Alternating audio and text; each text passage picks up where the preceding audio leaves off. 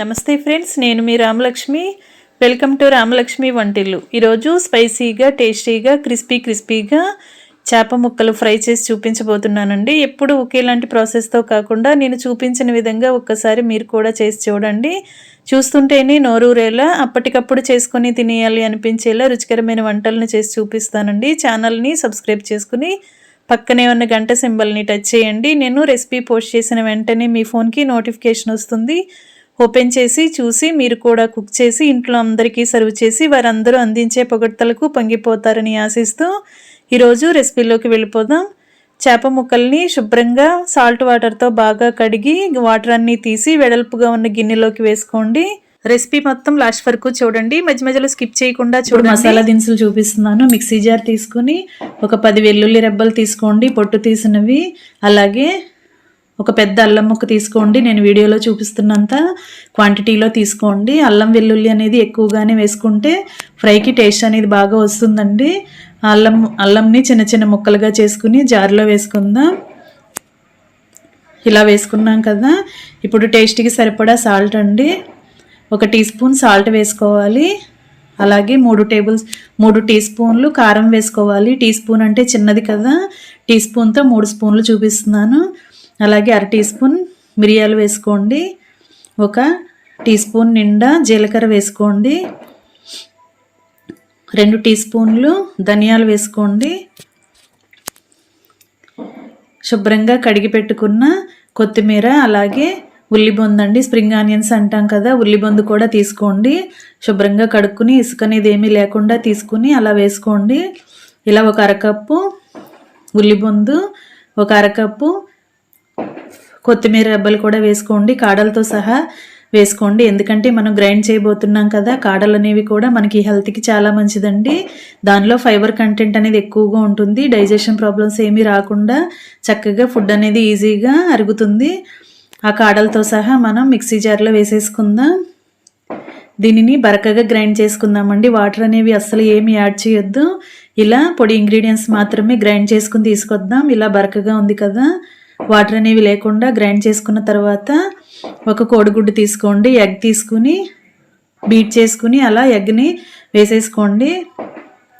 Beat చేసిన egg వేసామంటే మసాలా అనేది చక్కగా మెత్తగా గ్రైండ్ అవుతుందండి. దీనికి వాటర్ అనేవి ఏమీ యాడ్ చేయకూడదు. ఈ ఎగ్ వేసిన తర్వాత మళ్ళీ నేను గ్రైండ్ చేసి చూపిస్తాను.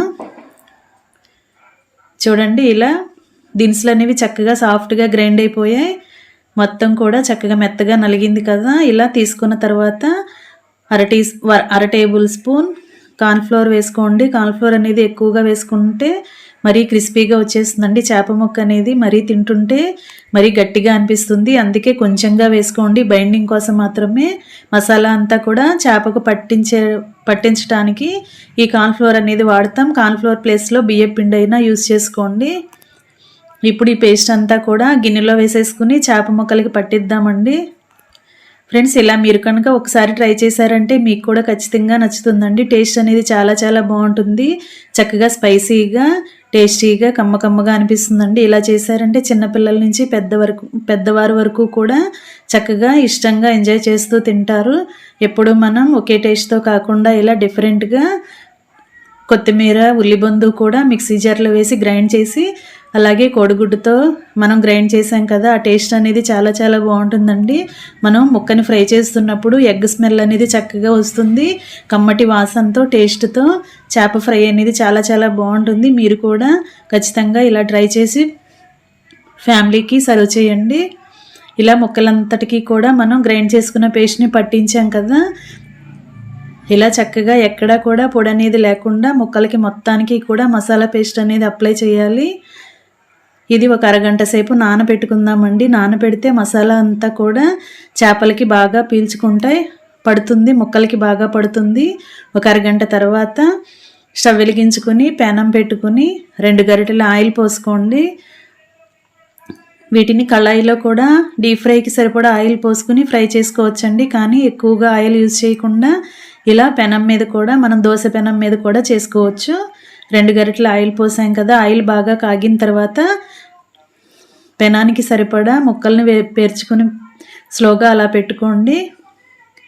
ఇలా నాకు 3 ముక్కలు సరిపోయాయండి. ఇలా 3 చేప ముక్కల్ని కూడా చక్కగా కరెక్ట్గా ఆయిల్లో సర్దుకుని అలా వేసుకుని స్లో ఫ్లేమ్లో మగ్గించుకుందామండి. చక్కగా ఫ్రై అవుతుంది, లోపల వరకు కూడా చక్కగా ఫ్రై అవుతుంది. ఫ్లేమ్ని సిమ్లో పెట్టుకుని చక్కగా మగ్గించుకుంటే లోపల వరకు కూడా క్రిస్పీగా వస్తుంది.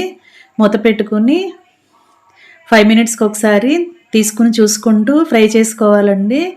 ఒకేసారి ఫ్లేమ్ని పెంచామంటే ఒకేసారి మాడిపోయి లోపల టేస్ట్ అనేది బాగోదు, చేదుగా వచ్చేస్తుంది.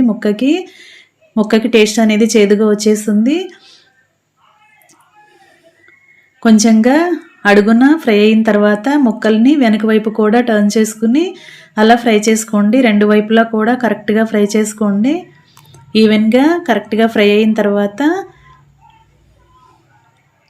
మిగిలిన 3 ముక్కల్ని కూడా ఫ్రై చేసుకుందామండి.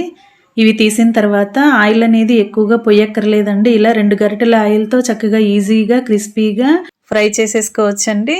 చిన్నపిల్లలైతే చాలా చాలా ఇష్టపడి తింటారు. నెక్స్ట్ టైం చేసేటప్పుడు ఈ విధంగా మీరు కూడా ట్రై చేసి చూడండి, మీకు బాగా నచ్చుతుంది. Thanks for watching. నేను మీ రామలక్ష్మి.